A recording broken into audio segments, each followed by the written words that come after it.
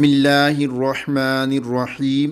رسول اللہ صلی اللہ علیہ وآلہ وسلم نے فرمایا کہ معراج کی رات میں نے پاکیزہ خوشبو محسوس کی تو میں نے پوچھا، اے جبرائیل، یہ عمدہ خوشبو کیسی ہیں؟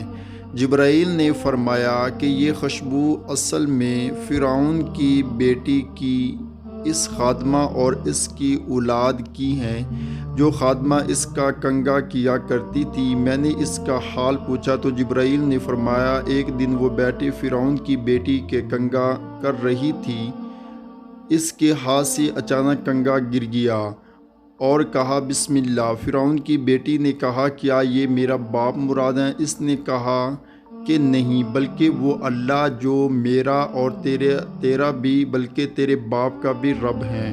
فرعون کی بیٹی نے کہا کہ کیا میرے باپ کے سوا بھی تیرا کوئی رب ہے؟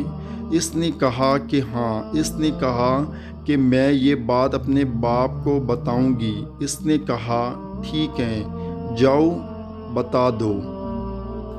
فرعون کی بیٹی نے اپنے باپ کو ساری بات بتا دی۔ فرعون نے اس کو بلایا اور پوچھا، کیا میرے سوا بھی تیرا کوئی رب ہے؟ اس نے کہا ہاں، میرا اور تمہارا رب اللہ ہے۔ فرعون نے پتل کی بنی ہوئی ایک گائے لانے کا حکم دیا، چنانچہ وہ لائی گئی۔ اس نے پانی میں ڈال کر گرم کیا گیا، پھر اس خادمہ کے بچوں کو ایک ایک کر کے اس میں ڈالا جانے لگا۔ خادمہ نے کہا، میری ایک خواہش ہے۔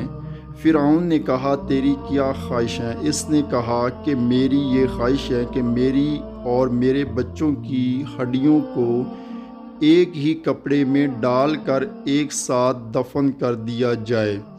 فرعون نے کہا ٹھیک ہے، تیری یہ آرزو پوری کر دی جائے گی۔ چنانچہ اس کے بچوں کو پتل کی اس گائے کے اندر برابر ڈالا جاتا رہا، یہاں تک کہ اس کے شیر خور بچے کی نوبت آئی تو ماں اس کی وجہ سے بے ہمت ہونے لگی، تو بچہ نے کہا، اے اماں، مجھے بھی ڈال دو، کیونکہ دنیا کا عذاب آخرت کے عذاب کے مقابلے میں بہت ہلکا ہے۔